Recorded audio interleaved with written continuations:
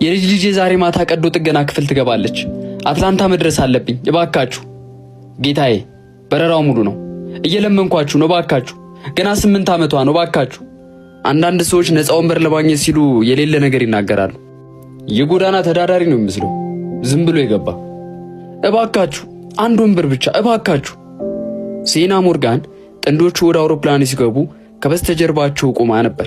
የለበሰችው ያረጀ ቲሸርት፣ የያዘችው አሮጌ ቦርሳ፣ በኪሷ ደግሞ $14 ብቻ ነበር። የኔን ወንበር ለሱ ስጡት። አብደሻል እንዴ? ለማታውቂው ሰው $1000? ሂድና ከሷ ጋር ሁን። እንባ በፊቱ ላይ ይወርዳል። ስምሽ ማን ነው? ሴና ሞርጋን። እሷ ገና አታውቅም። የአረጋዊ ሰው ሕይወቷን ለዘላለም ሊቀይረው ነው።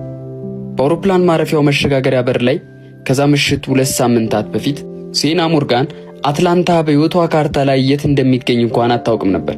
እድሜዋ 28።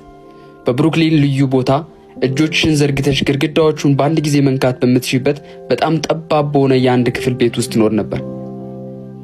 ለ5 ዓመታት በመጓጓዣና ዕቃ ማከፋፈያ ኩባንያ ውስጥ የሥራ ክንውን ተንታኝ ሆና ሰርታለች። በምድር ቤት ቢሮ ውስጥ ከብረት ጠረጴዛ ጀርባ ሆና የምስራቅ ባህር ዳርቻ የስርጭት መረቦችን ትገንብታለች።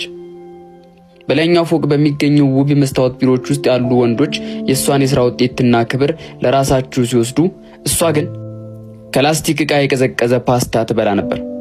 ከዛም ማክሰኞ ጠዋት 3:12 ላይ የሥራ ስንብት መልእክት ደረሳት።